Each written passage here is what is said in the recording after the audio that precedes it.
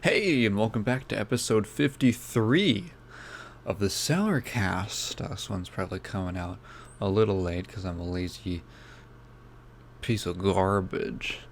I feel like I need to get like an hour or two more sleep, but hey, I need to get this out. I'm recording this in the morning. Anyway, yeah, I don't know what the hell I'm going to talk about this week. I feel like I always say that. And then that should be another bingo card slot. I don't know what I'm going to talk about this week, followed by like a 2-hour podcast. Yeah, excuse me while my brain starts firing up. So, one of the reasons I don't have really that much to talk about, or no idea what I'm going to talk about, is because I've been traveling, all week, pretty much. I was visiting down in Anaheim, where some VidCon stuff was happening. I didn't actually go to VidCon. I think I left before it even started. I don't even know when it starts, but it's one of those things where there's just a bunch of people in town, so I had the opportunity to meet up with some friends of mine, some of whom do YouTube. And it was a good time. I had a very fun time. And now I'm back after 2.5 days of traveling and doing this and that. And honestly, not really playing any video games. So, not a whole lot to talk about in that regard. And it's also like, one of my friends goes like, I'm surprised you aren't vlogging this whole thing. I'm like, I don't vlog. I don't video log. Is it video log or video blog? Who knows? I don't vlog. They're like, are you going to talk about this on your podcast? I'm like, probably not. Nothing in detail. It's like, what am I going to... Yeah, just talk about my trip. Just like, we saw this thing and that thing, and then I drank a bunch of ranch dressing. I don't know. It was fun. I feel like not good for the podcast. I don't know. Doesn't feel fitting. Who knows? Anyway, excuse a lot of ums and ahs this early in the morning, or this early in my day. So we're gonna jump into the comment review. Haven't had one of these in a minute. Well, I guess we had one last time, technically.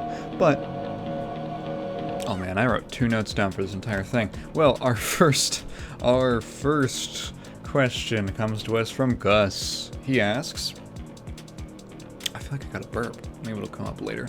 He asks, dude, because last time was the live stream. He asks, dude, can't believe I lost this stream. Not a problem. I got a question for you. Excuse me, there's the burp. I play video games on multiple platforms. I've got a PS5, which I don't use much, and an Xbox Series X. So a few days ago, I got this wonderful news that some games of the Persona series, P3P, P4G, and P5R, are coming to PC and Xbox consoles. Now that those games will reach a wider audience, do you have any interest in playing one of them in the future? The answer is, I already have. I've already played Persona 3, actually specifically Persona 3 Portable. That was the version specifically that I played. I've always been curious, so this was my thing with getting into Persona, actually. I was always curious about... I was exposed to the series actually mainly through music. I remember when Persona 5 came out, I really enjoyed the soundtrack. And then I knew a little bit about this series, but really nothing very concrete. And I thought the uniforms that the characters wear in 4 looked cool.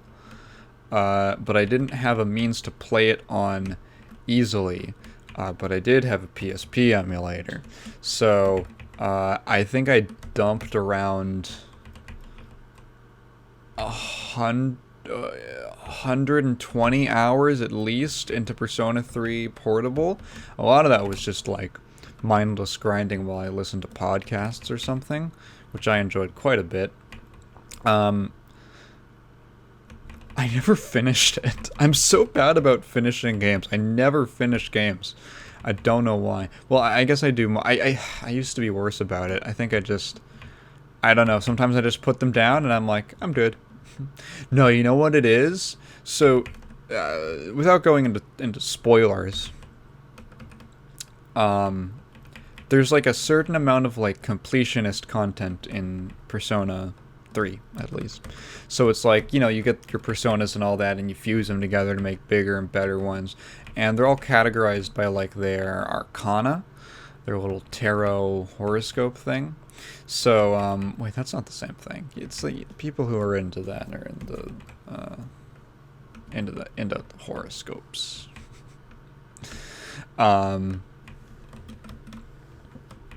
Yeah. So, there's what are they called? Like maxed out personas or ultimate personas, whatever. It's like the highest level persona of a specific arcana. And I had what I really wanted to. You have to get like the maxed social link. Every arcana has an associated social link, which are just little storylines that you basically play through with specific characters. Excuse me. And they kind of like progress as your relationship with that character progresses. And so I was like, oh, for all of the... I didn't... It's really hard to get all of the social links on your first playthrough because it's a lot of like, you gotta go here during this specific time, and it's really easy to just completely miss certain characters. Some of them just... There's like a specific window that you have to meet them in, and then like that they only stick around in the world for so long. So of the ones that I had access to that I managed to max out and like finish their storylines, I'm like, I want to get all the max level personas, even though it was probably unnecessary. So I really tried for that, and then there's like a couple like basically boss rooms, basically optional, just like super boss encounters, like way like maxed up difficulty stuff, and I was like, I want to try beating that, and I never could. And I got into the cycle of like, I'm gonna try and like get the maxed out personas and try to beat these like super hard unreasonable boss rooms, and then one day I closed the game and I never opened it again. Not out of frustration, I just never opened it again. I can say that I did really enjoy it, and I think a lot of the themes of the story were very resonant with me. I really like the characters. I love the music and the atmosphere, the whole aesthetic, the plot, despite being a very long, maybe too long JRPG plot, I thought was really great. I thought Persona 3, okay. I'm playing Tetris in the background while I'm talking, because I don't know where my magnets are. Oh, there they are. Persona 3 has maybe one of the most interesting integrations of gameplay, like a gameplay system and a theme in its narrative that I've ever seen. So I'm going to try not to spoil it, because I think it's really worth playing. Also, the portable version is cool because you actually get direct control over your party members. Anyway, so yeah, if you hear about not being able to control your party members in Persona 3, don't worry, they fixed that in portable. So, in a very broad sense, Persona 3 is about coming to terms with the fact that things will end, and the fact that, things are over, and that expands like tons of things. It's like your time in high school, your I'm trying to think of other examples. Your time with like a specific group of people might come to an end. You might just graduate and then leave, right? And up to Your life will end. It's one of the a major theme of the story, that you have to come to terms with that, and that coming to terms with that will ultimately improve your life, and it'll make you a better, stronger person. And what's really interesting about this is that before this, Persona was a lot more of a traditional JRPG, although, you know, with I say traditional, but it had a bunch of weird things going on. Maybe not traditional is not the right word. It was a different style of RPG, right? The life simulator aspects, as they're kind of called, you know, the calendar, progressing and all that, doing your, being able to, like, oh, in the daytime you can go wherever you want on the map and stuff, and check things out and talk to characters. That all started with P3, and I realized while I was playing it, I was like, I had this weird sensation that I was never able to put my finger on.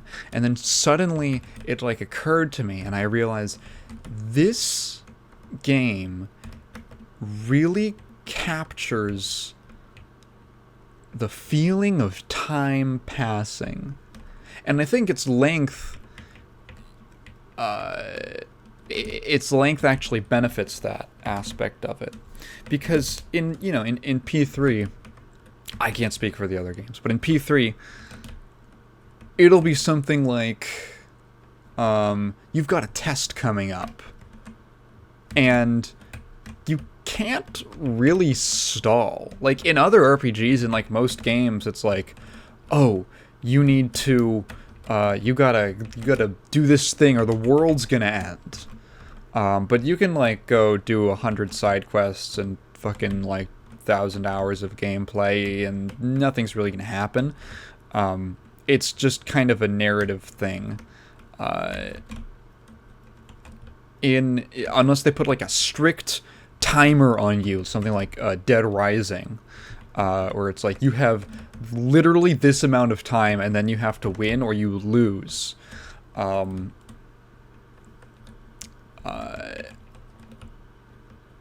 In P3, there isn't like a strict timer in that sense, but the way it works is you have like 3 or 4 different basically times of day.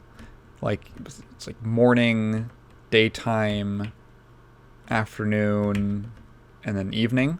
And you can like basically choose to do one thing per time period of the day, like segment of the day.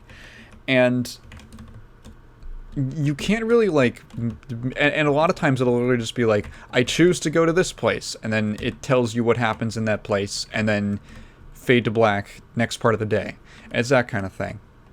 There isn't like a whole gameplay thing. You just like chill out or something for like an extended period of time doing things. It's like, yeah, you know, there's like an in-between period where you can sort of hang out in these environments, but for the most part, it's like time passes, and so like this test is coming up, and it's like that test is gonna come up. You can't stall. You can't like you can't like prevent it from happening or anything. Like time passes and there's consequences to that.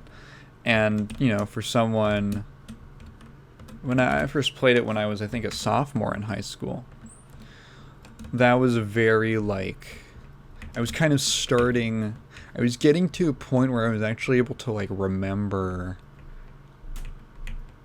or track the passage of time, in the sense that like, oh, so like here's one thing for me.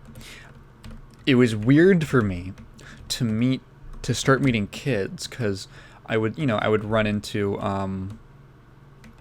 in like my Boy Scout troop and such, I would, there's like kids, especially if you're doing stuff with like Cub Scouts or something, like helping a Cub Scout den out or something like that.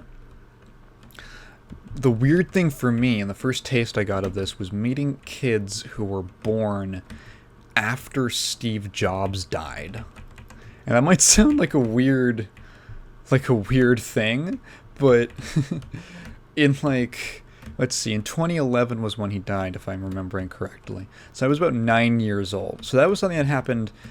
Steve Jobs was like one of those guys who everyone knew about. Everyone knew. He was like the president. He was like whoever the president was, or like a famous actor or something. He was like the dude of the era. Like Apple was like super new and trendy. The iPhone was only so many years old. And so like when he died, even as a kid, it was like, oh shit, Steve Jobs died. That's like that was one of my first run-ins with like a celebrity death, if you will. Like, oh, he's this dude that everyone knew, who is this kind of like legendary figure, or that's what it felt like at least. The iPhone guy, he made the iPad. He was like, he was dead, and that was like a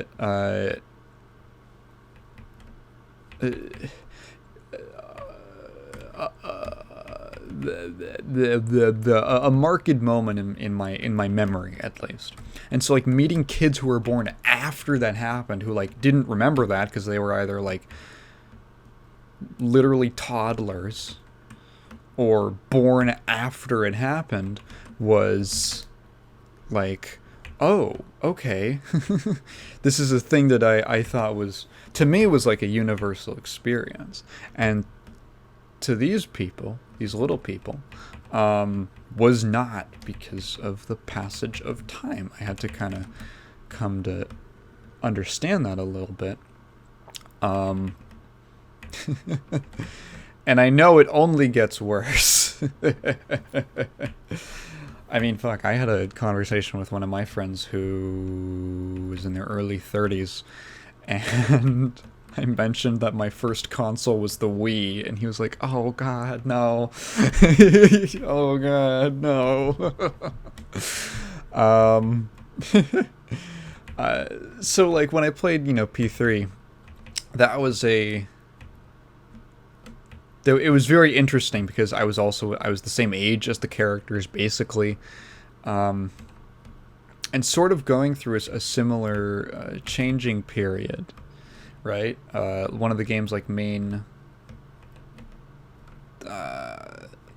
of the phrase memento mori is very, very prevalent in that game. I think it shows up in like the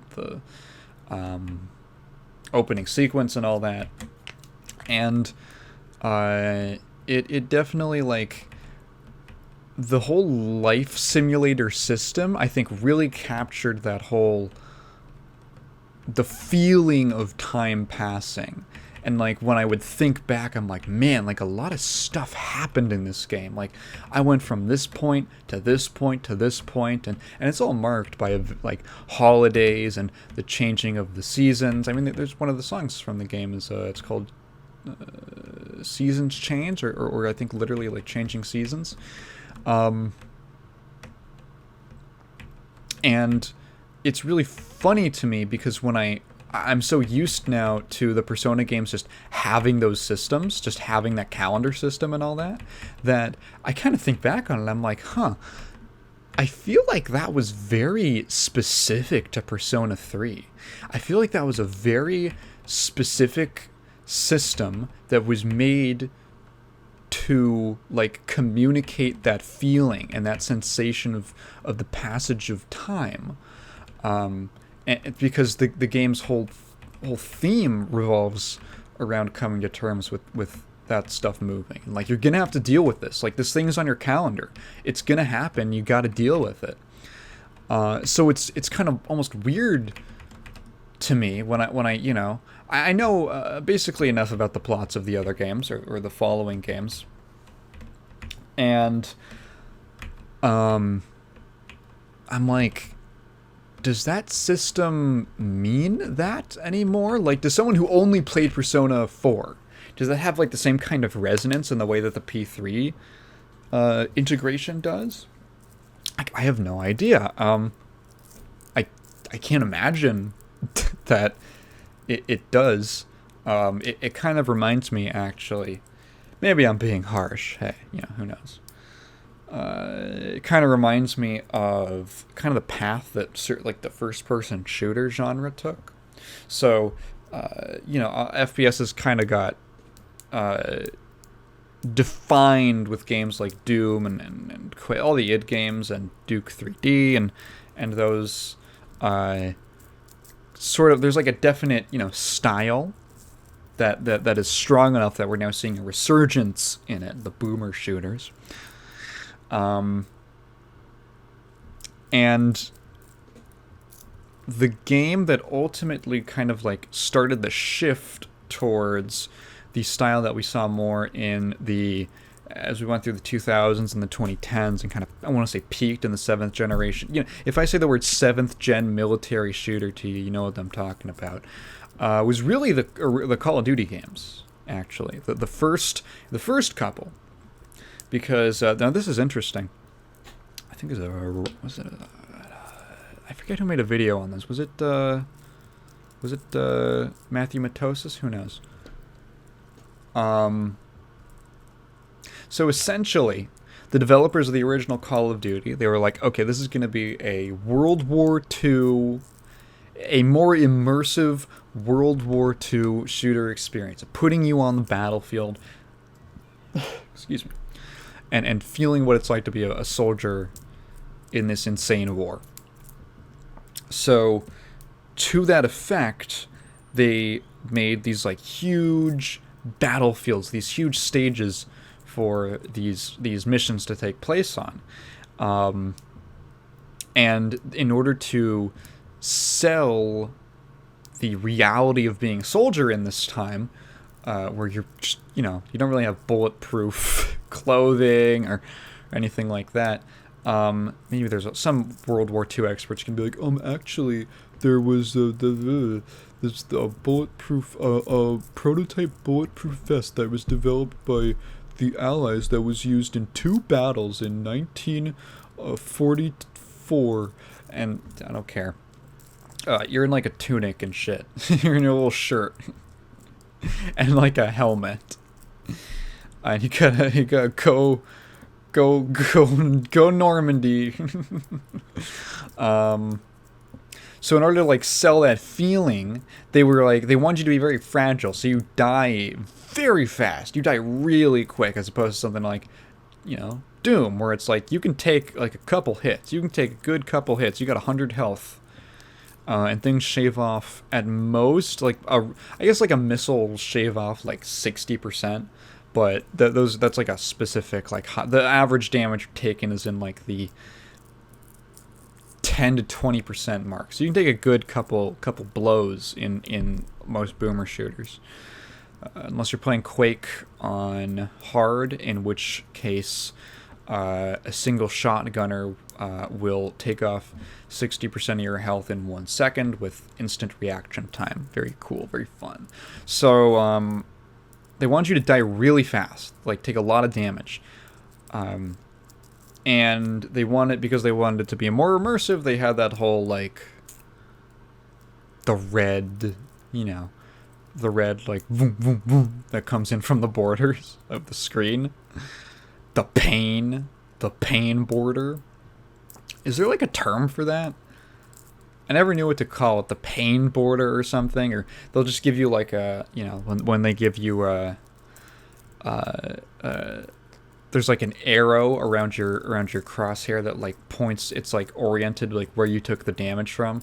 I always considered, in my mind I always called that like the damage compass or something like that. Anyway, but they ran into a problem where they were trying to figure out, okay, well, how do you replenish health? Because they were trying to balance it so that it wasn't so hard that you die. Because if there's no if you make a game like way too hard where it's like you die in 2 hits, what ends up happening actually, and there's like no way to replenish it, a lot of times what ends up happening is that it actually becomes much less tense, because either you are totally overwhelmed and you can't move like a step, or it's like way too brutal to be like an interesting experience at all.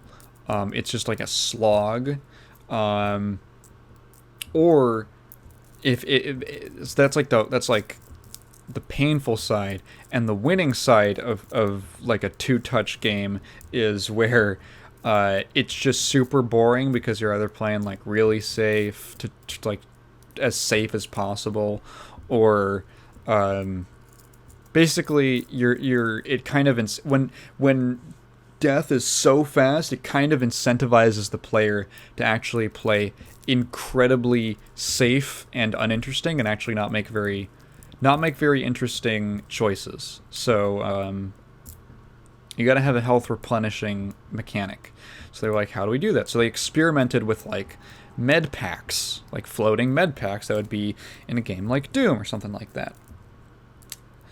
But they struggled to implement this into the design of the maps because these are huge maps, you know, compared to... These are big open battlefields compared to a lot of other similar games.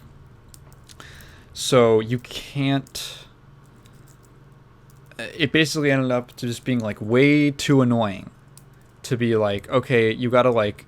The player would end up having to loop back around just over and over again to keep picking up like a replenishing health pack, because, and then in between they would like go out, they would do like one thing, and then they would take damage and then crawl very slowly back to the health pack, go back, do one more thing, and then repeat that cycle. And it was it was a terrible experience. So they came up with the idea for replenishing health. So you still have to play kind of safe, but you're able to take some risks. You're able to make some interesting, you know, risk-reward based decisions without it being so brutal that you just have to retry the same thing over and over and over again in like all scenarios. Like if you're bad, obviously, but what the replenishing health did was that it basically... It allowed you to take a breather and take a break and not go so ham, which did, I think, a decent amount to kind of, again, like sell that experience. That, like, you can't just go gung ho in a battlefield environment like World War II if you're just a guy on the ground. So Call of Duty got pretty popular, especially with the whole game called Modern Warfare. Put the like big echo effect on my voice. And then other developers and publishers just started copying things from COD wholesale without really understanding why those things were implemented in the first place. And you just kind of end up with a lot of games that feel very similar, but also just have sort of arbitrary... Like, does the replenishing health thing make this game better? It's just kind of there because it's there. And, you know, some games would, like, justify it. I haven't stretched today. Some games would justify it, but a lot of times, in just there's 100 nameless games that incorporated this health mechanic in this way, and that reminds me of Persona. Just like, I don't know. I wonder. No, again, I haven't played P3, P4, or P5. So maybe I'm wrong. Maybe it's really not. Maybe they find a way to integrate it in a way that's like successful. But to me, that system is so tailor-made for the themes of Persona 3 that I just wonder how it could be done in a way that is anywhere near as like emotionally affecting as that game was. So yeah, I might, if I get a little extra spending money, might check out Persona 4. Well, Persona 4 Golden was already on Steam, and it just like blew the heck up. Persona 4 Golden, yeah, it's like $15. It's still out of my price range. Why is Ultimax more expensive than Golden? That's weird. Oh, Strikers. Yeah, I forgot. 5 Strikers is on Steam, but Persona 5 isn't. Um, yeah. Yeah. What am I gonna do next? What am I gonna talk about next? Oh, this is funny. So, Yuji Naka just, like, straight confirmed that Michael Jackson was involved in the music for Sonic 3. Which is funny. So there was a little bit of there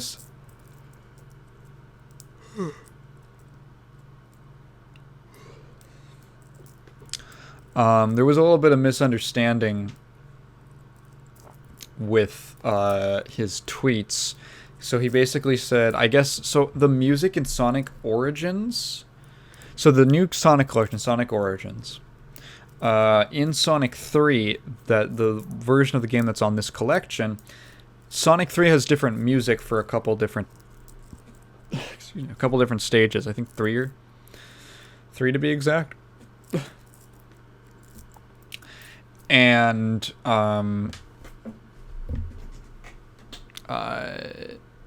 so Naka tweets out, "Oh, does Sonic Origins Sonic 3 have a different song? Oh my god, the music for Sonic 3 has changed, even though Sega Official uses Michael Jackson's music." So this immediately blows up naturally. Because that's an insane. So this is something that's always been heavily theorized. And a lot of people just assumed it was true, but it was never officially confirmed. So people just blew up that Michael Jackson did the music for Sonic 3, or at least contributed to it. And Naka clarified a few hours later when people were talking about it that apparently when he said Sega Official uses Michael Jackson's music, what he actually meant was Sega made a TikTok with Michael Jackson music.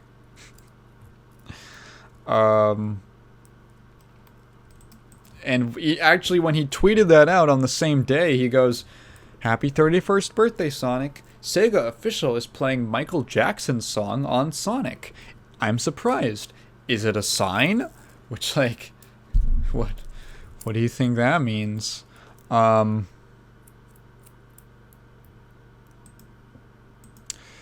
So, he apologized and said, "Hey, sorry, I meant the TikTok. Sorry, I don't speak English very well, and I'm using..." Oh, he doesn't actually... apparently he translated it. Dude, I love it when these... It's the best when these, like, significant industry figures who do not have a super solid grasp on English tweet in English, and it just causes so much confusion. Like when Harada, the famous, like, Tekken 7 is 3. What does that mean, Harada? And when someone asks him for clarification, he's like, can you read, dumbass? It's like, what does that mean? Refuses to Tekken 7 is 3. Refuses to elaborate. Leaves. So yeah, did he actually mean, sorry, oops? I don't know. I don't know. Did he actually mean that he was talking about the TikTok? Why would you bring up the music for Sonic 3 when you're actually saying the music for Sonic 3 has changed, even though Sega uses Michael Jackson's music in their TikToks? What? What is the correlation, Mr. Naka? Mr. Naka-san? I think he might have felt a little heat and be like, wait, I fucked up. Because in the same day, he tweets out, "Here's a photo I took from the helicopter from when I went to Neverland Ranch to meet Michael Jackson." The same day. Which is really funny. Just like...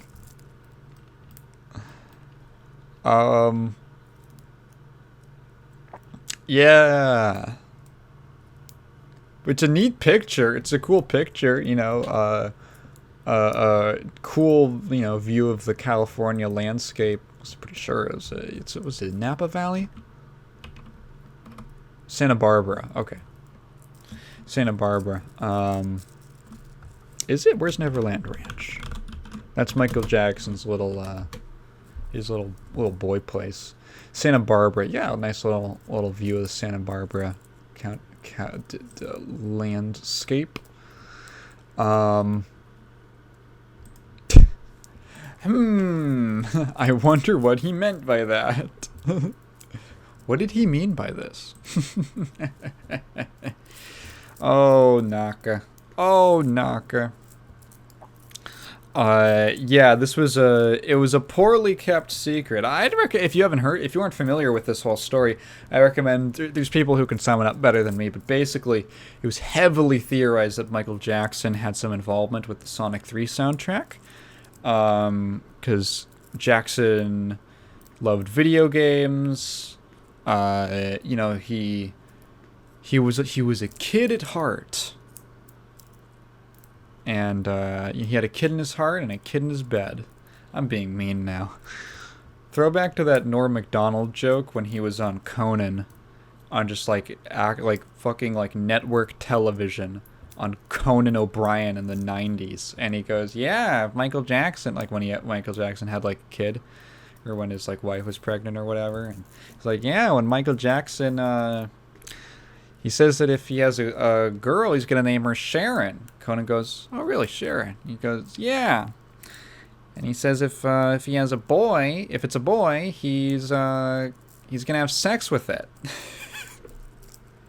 Just fucking... Oh, I love Norm. Just no fucking... The man was... unchained.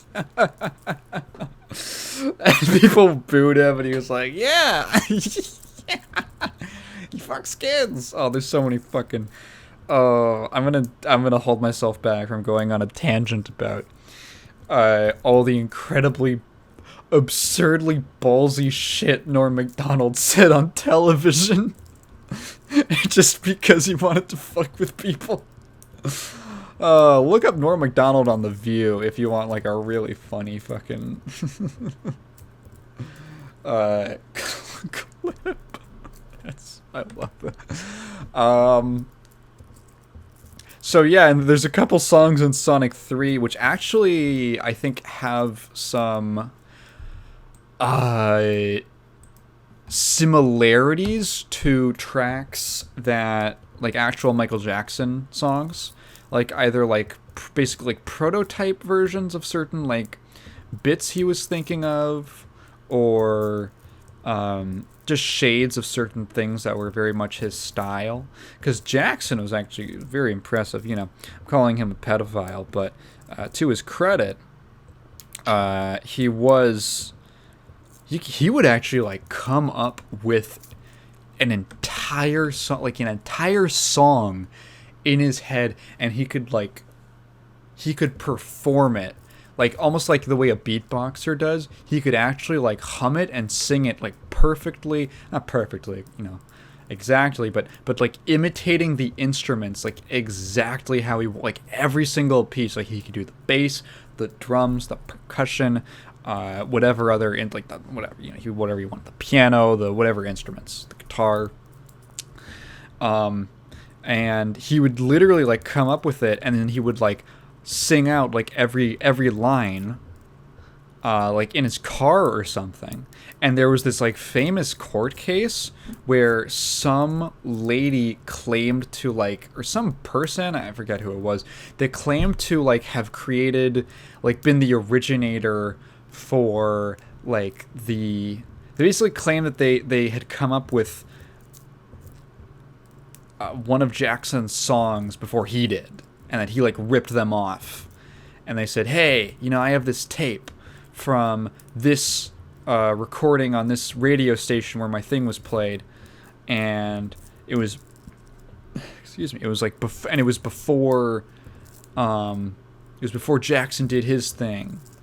And then that person lost the case, because Jackson literally showed up with like a bunch of individual like cassette tapes where he was literally like singing every individual part of the song. Like when he was out of the studio, he would like have a little tape recorder that he kept with him, and when an idea came to him, he would just like sing it out on the tape recorder, and he would like do like I want a bass line that's like this, and then he would do that.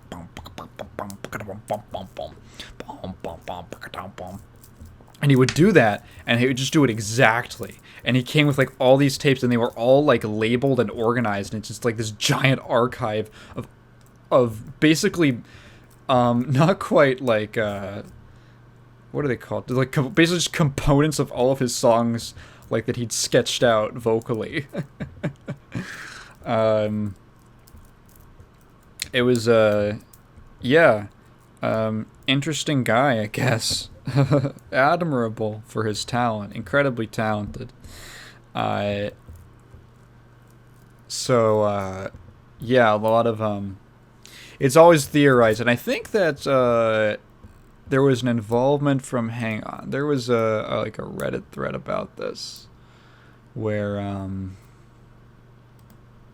Jackson hang on. Someone will have to comment on the Reddit thread. I was just reading through for maybe a little extra info.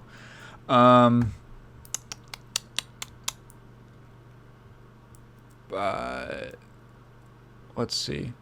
So, there's a guy, Brad Buxer.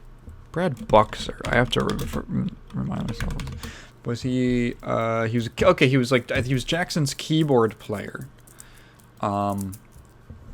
And apparently, so supposedly, I think he gave some statements on his involvement with the music for Sonic 3. And so he at least wrote one of the songs, I think Ice Cap Zone. And so he probably... So Buxer wasn't like specifically Jackson's musician, but they worked a lot together. And from what I understand, he was a pianist on or a keyboardist on a lot of Jackson's work.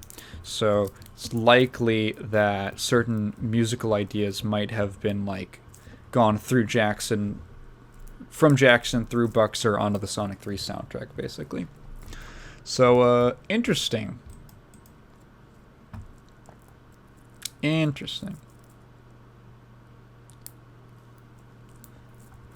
So, a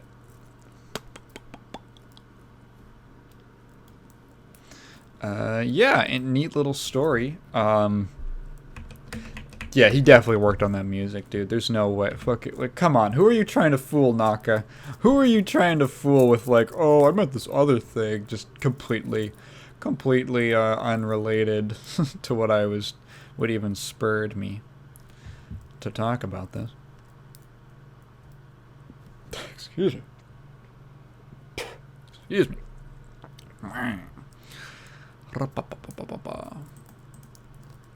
Oh, I'm on the wrong window. There I am. Now I'm back on where all my tabs are. I want to move out to a story that is just the worst. This comes from Silicon Era, from Kazuma Hashimoto. Square Enix plans to create story-focused NFTs. Oh boy, I'm so excited. So let's jump into it. Let's just jump into it, man. I'm freaking tired. Square Enix has shared information about future plans for the company, which includes the creation of, quote, story-focused NFTs. This information appeared during the Square Enix Shareholders 2022 meeting report. The report also revealed the extent of the financial success of Final Fantasy XIV.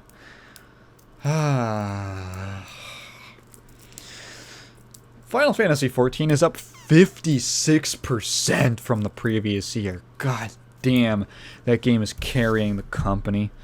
Jesus Christ. Previous reports concerning the continued success of 14 have mentioned the Endwalker expansion, which released in December 2021. And while Square Enix has continued to expand its mobile division, there was no report of any significant change or success among its recent releases. However, Square Enix further revealed its intentions to incorporate NFTs into its business model in some tangible way. Well, there's nothing tangible about NFTs, so... This includes the development of, quote, blockchain games and entertainment. I believe that comes from the little Happy New Year statement they gave out. And most notably, the production of NFTs that will focus on stories. This goal is included in Square Enix's medium-term strategy. On the topic of turning Dragon Quest and Final Fantasy into blockchain games, Square Enix president Yosuke Matsuda said this, quote, "It's still a bit too early to consider making Dragon Quest and Final Fantasy blockchain games. We're not at that stage of thinking about it yet."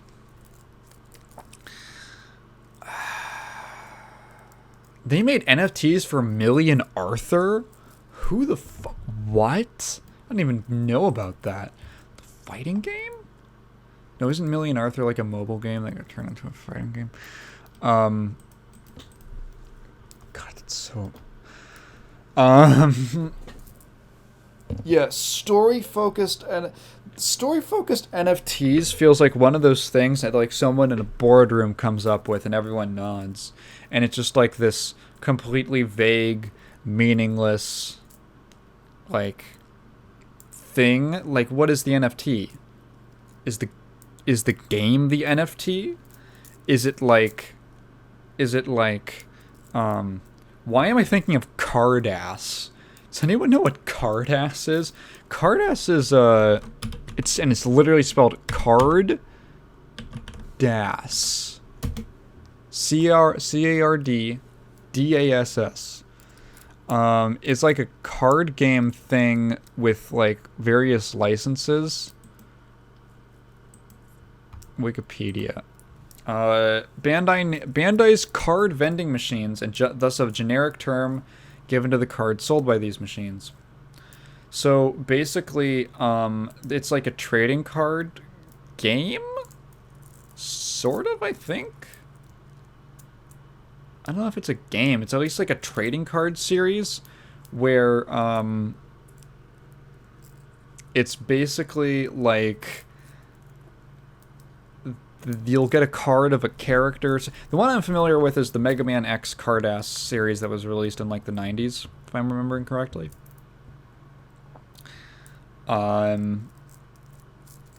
It was so it would basically be like, it was kind of cool actually. So there's they came up with basically like a non-canon storyline for Mega Man X that it like takes off of Mega Man X3, I think, that has all these weird like there's like new Reploids or like Mavericks, and there's like a Dr. Doppler makes like a weird thing that like mutates Reploids, so a bunch of the Reploids get like new forms and stuff like that. They were called like limited and hyper limited versions, if I remember it correctly, and they're like these crazy takes on like the original designs for the Mavericks, where they're just like souped up. They're all supered up, and they got like different color schemes and everything, and they would come with like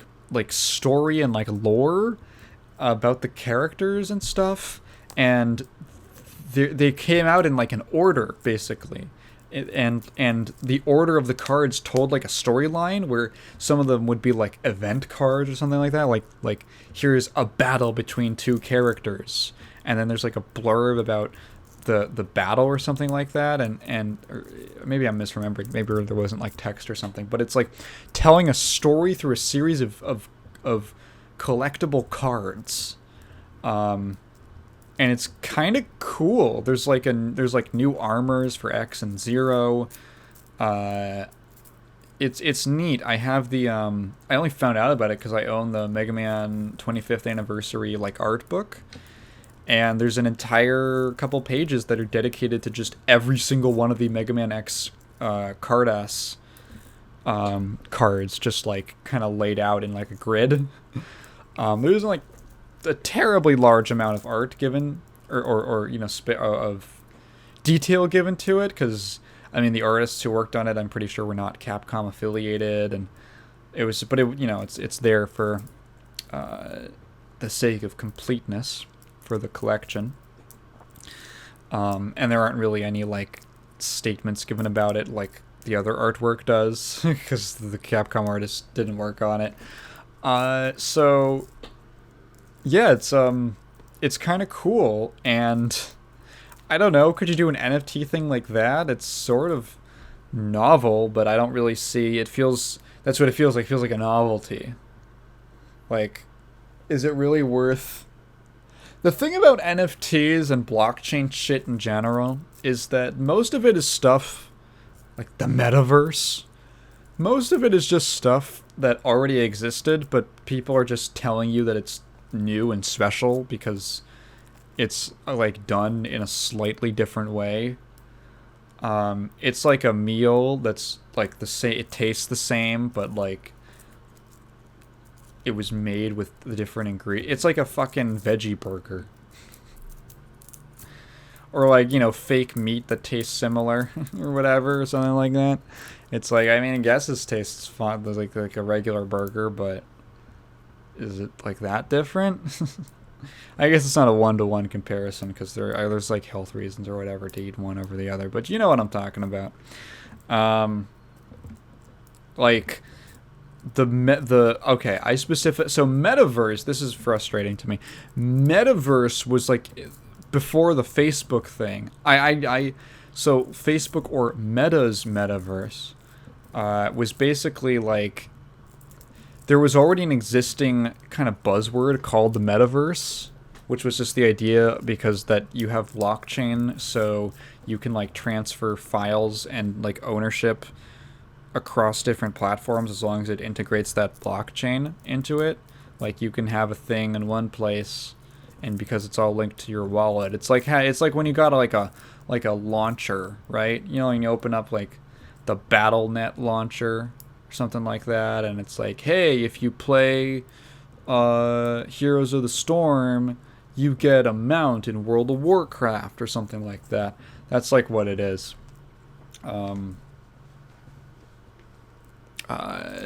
That's basically the idea. Which has already been done. But so that was the metaverse idea, right? And then Facebook were like, oh no, people are getting mad at us because we knowingly continued to operate with an algorithm that gives children depression and makes them want to kill themselves. So people are upset at us, and we have an aging user base, so we need to like change our branding. So we gotta rebrand. We're not Facebook anymore. We're fuck, what are we gonna do? VR? Yeah, hey, metaverse thing. Let's just take that. So let's just take that, and we're gonna make our own thing called the metaverse, and we're just gonna capitalize on people vaguely knowing what that is, so we don't have to like come up with a term ourselves. So I refer to their version, their like little VR chat thing, as I call it the Zuckerverse, just to clear up any confusion. So all that stuff, the Zuckerverse, the fuck, like you look at everything that they're like pushing with that, and it's like you can shop in VR. Well, oh boy, that's really something special, you know? Oh, you can hang out with people online. It's like, yeah, RuneScape came out like 20 years ago.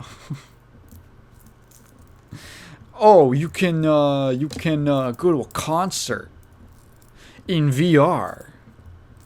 And you watch footage of it, and it's like the shittiest thing ever.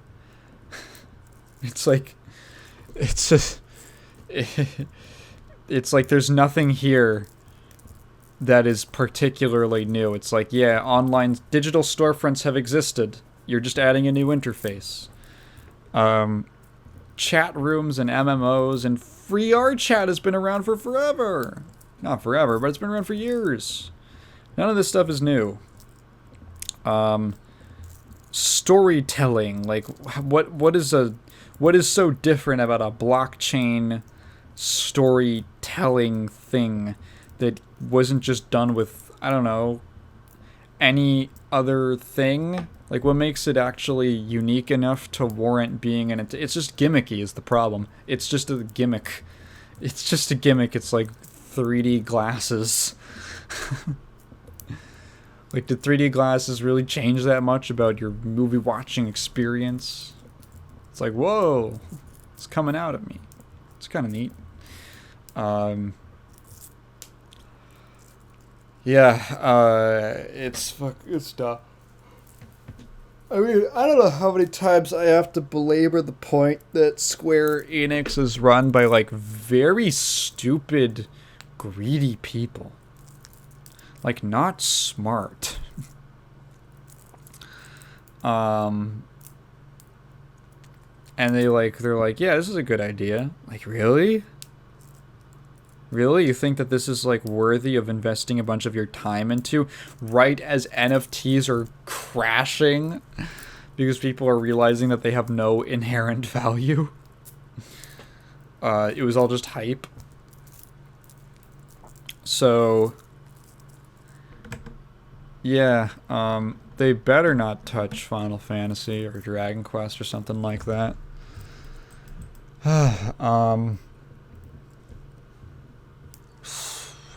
Basically, story-focused NFT. Like, is the game the NFT? Like, the game itself? Well, how is that any different from like a game that you just buy or something?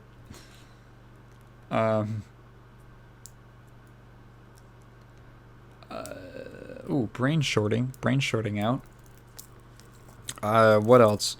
Is it like, I don't know. People describe blockchain gaming and they're like, you can have an item in one game and you could put it in another game. And it's like, well, first of all, that's so impractical because of the way that, like, technology works. Having to model and code things to work in different like, if you have two different fucking engines, it doesn't work. Oh, we use Unreal and we use I don't know, CryEngine. Oops. We use our own proprietary engine. Oops. It just doesn't work. And it's like, for what? What are you gonna... Oh, you can have this item in this game, and then you can go to this game and you got the same item. Whoa, cool. So cool. Is that really a value add?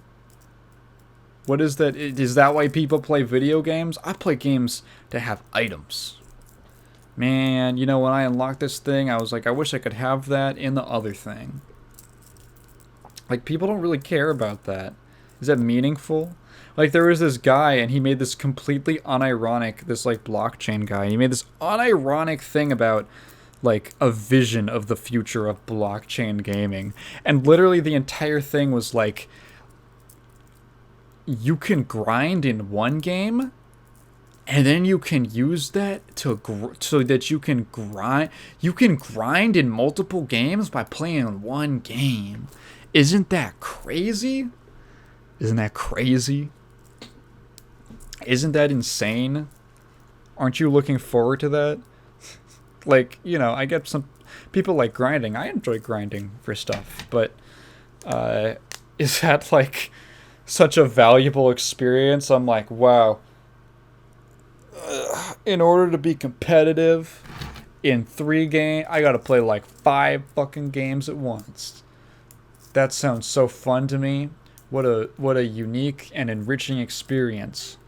I love video games, man. This is what I love about video games, is being constantly stressed out because I'm not hitting my quotas. It's so cool. You know, quotas to, like, play the game at a competent level.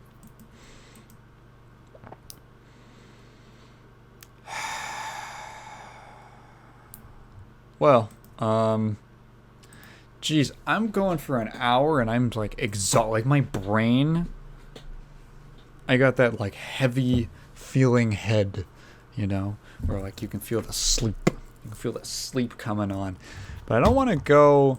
I have this weird pride thing. I don't want to go for like under an hour and a half or something, because I feel like everything's been although I feel like I don't have I done an episode that's under an hour and a half. I don't know if I have. Let's do the Wordle. Spoilers on today's Wordle, guys, because I'm beating it right now. Let's open up with my trademark word crane. Okay, there's an R somewhere in this word. Next word is fight. Okay, there's a T somewhere in this word. Let me try. So my order is crane, fight, slops. There's an S somewhere. Muddy is usually my fourth word if I really can't. Okay. Oh, I got a U and a Y. Okay, so the U is the second letter, the Y is the last letter. There's an S, T, and an R. The S. Let's see, is it turn? No, wait, not turn. There's no N. Turzy? Oh, rusty. It's rusty. There we go. 1, 2, 3, 4, 5. Let's go, dude. Let's fucking go. Let's fucking go. I love word deduction games, baby. There. What else do I even feel like talking about? Oh, the Capcom Fighting Collection. The Capcom Fighting Collection looks like it's pretty good. Like a lot of fun, a lot of fun games, a lot of fun features, like tons of artwork and some really cool artwork too. Like, how they designed like character select screens. Like, whoa, you never see this type of stuff. Like all the different layers that they would have to plan out, and how it would be like laid out, and then like, you know, just sketches of character artwork and things like that of like how it would show up in the UI and stuff that you rarely ever see in terms of concept art. Usually you see stuff like backgrounds or you know, like character renders or maybe like the how would you like the like animations stuff. Like that's kind of the juicy stuff that people usually like. You almost never see like how they went about figuring out what the game's UI would look like, which is really neat. It's also a pretty good besides missing Street Fighter Alpha and Street Fighter 3.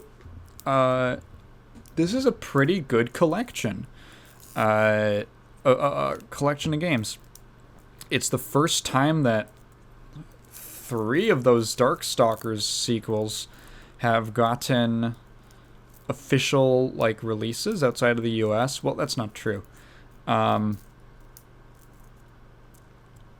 Is it? Wait, I don't know.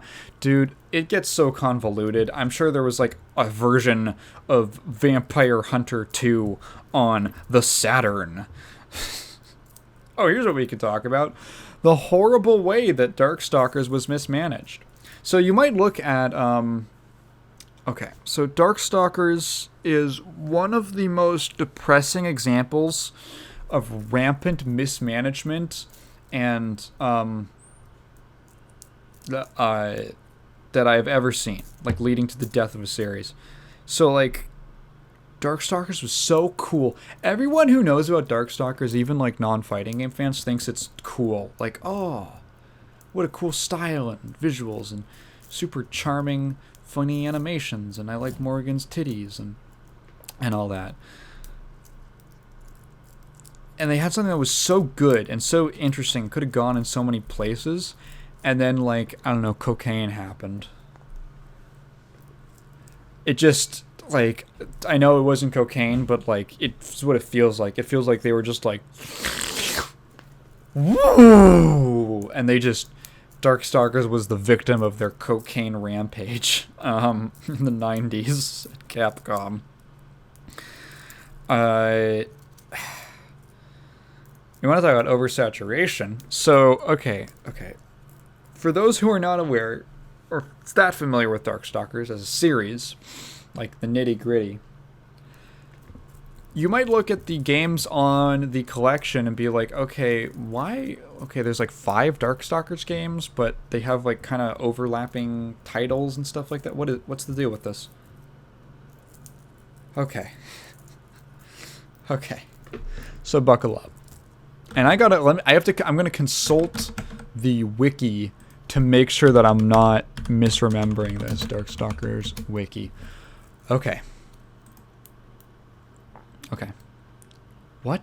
No, not... What the fuck is Wings of Fire? Darkstalker from Wings of Fire. No, I don't want a dragon.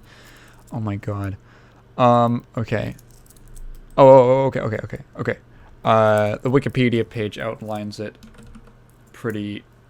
in a concise list. Okay.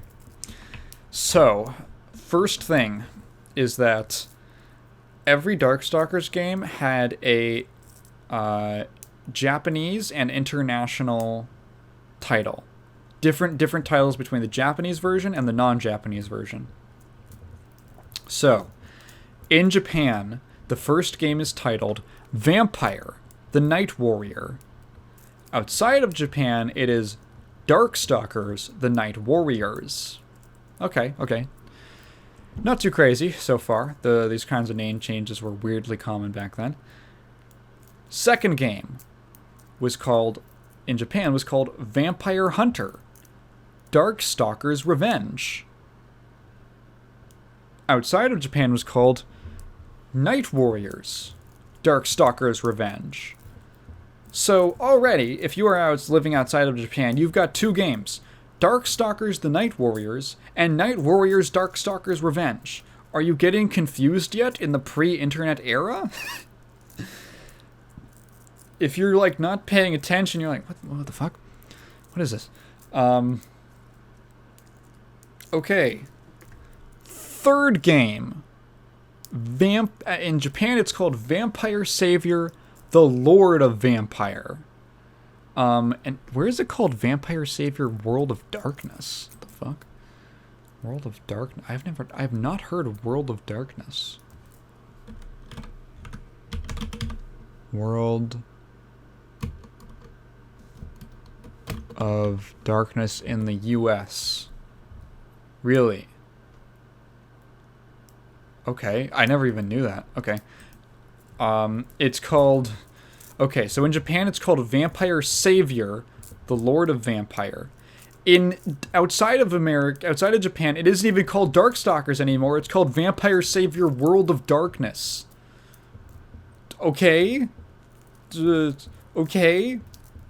And then, in the same year, 1997, they release Vampire Savior 2: The Lord of Vampire.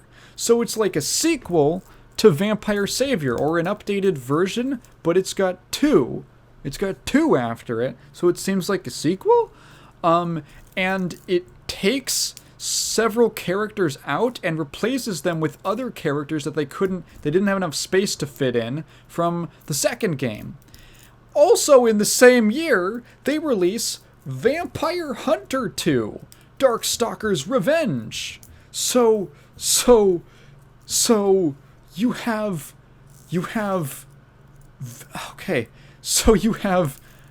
Vampire Savior, okay? Fuck it. Okay, that's what the third game is called.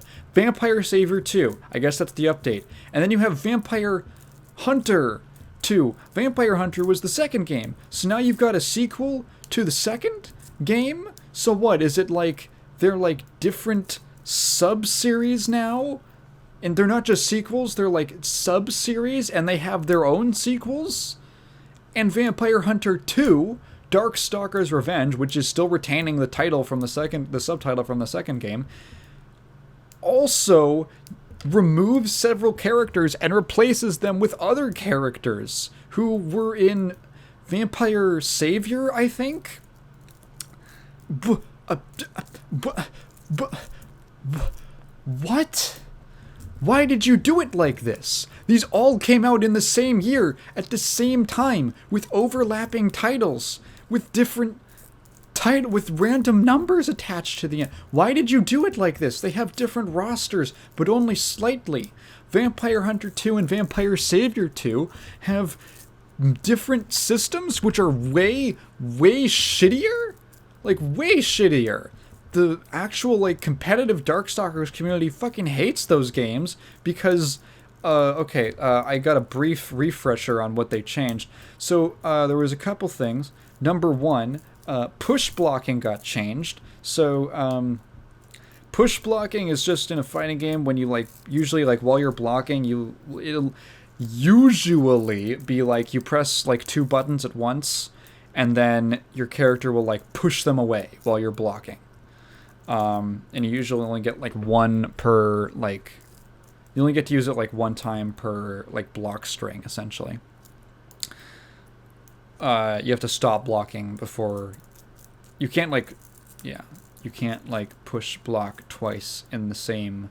Like, without leaving blocks done, basically. That's what I'm trying to say. So, that's how most games do it. Darkstalkers was one of, if not the first games to implement a mechanic like that, and the way they decided to do it initially was really dumb and stupid, and I'm glad that no one ever adopted this.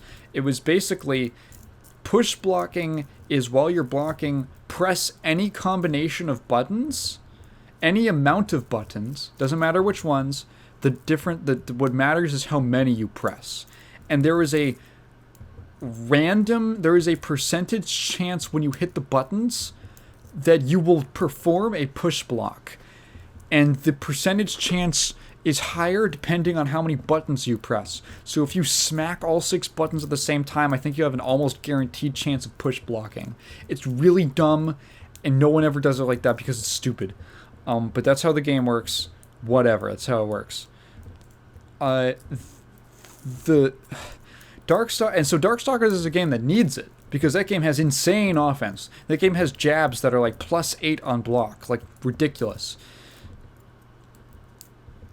Vampire Hunter 2 and Vampire Savior 2 nerfed push blocks. If I understand right, they just made it way less reliable for it to actually come out. Like, they nerfed the percentage chance for some reason. So they nerfed defense in a game where offense was already, like, a little too strong. Let's see a couple other things. Oh, air chains they completely replaced. So instead of just, like, chains just being, like, an automatic thing when you press, like, certain, like, it's just, like, a more, like, automatic, like, cancel system for combos. That's where, you know, that's, like, a system more akin to stuff like, like a Marvel vs. Capcom, or like a Skullgirls uses a ton of, like, games, like anime games too, and, like, versus games uses it, where you're just there isn't as much of a timing thing to it. You're just canceling one move into the other by pressing the button sequentially. Darkstalkers has, like, a kind of uses a chain system, but I'm pretty sure there's links in it, but yeah, there are links in Darkstalkers. It's kind of like a weird combination. Capcom was kind of experimenting with they honestly used Darkstalkers to experiment with a lot of systems that would eventually end up in, like, Marvel vs. Capcom, or just, like, the Marvel superheroes games, for instance. So they basically, in the 2s, I'll just call them, in the 2s, they replaced, instead of just being able to, like, chain combos in the air, you had to link combos in the air, which sucks. Most games that have links do not have air combos because of just, like, timing. Because the timing is just so... It's like... Chains are, like, a lot snappier compared to links, where there's, like, timing. You gotta wait for the move to, like, actually finish before the next one comes out. So it's like it feels just worse, and there's characters like QB, for instance. QB, Flying Bee Girl, who does a lot of flying and air combos. She just plays so much worse in those games because the combo system in the air got changed for no reason. On top of the game just having like a weird shuffled around roster, and it's like weird shit. Yeah, they hate those games. And the competitive Darkstalkers community pretty much just plays Vampire Savior, the vanilla version of Darkstalkers 3. Yeah. So... Oh, the PlayStation port included all the characters. Yeah. It was literally just like a memory issue because they just couldn't fit... It's so much animation in those games. They just couldn't fit all the characters. That's why it's like, God, I want there to be, like, the Super Darkstalkers collection or something that just has everything in a big smorgasbord. It's like, why the fuck did they handle it? I'm pretty sure there's collections that have done that. Hang on, this has collections... Darkstalkers Chronicles, the Chaos Tower for PSP. Modified version of Vampire Savior that includes all franchise characters and allows the player to select game-specific variants. Oh, interesting. Yeah, so that exists. That should have... yeah. This is why people want a Darkstalkers 4. Because it has so much potential, and it's just completely... They just fumbled the ball with it. They fumbled the bag.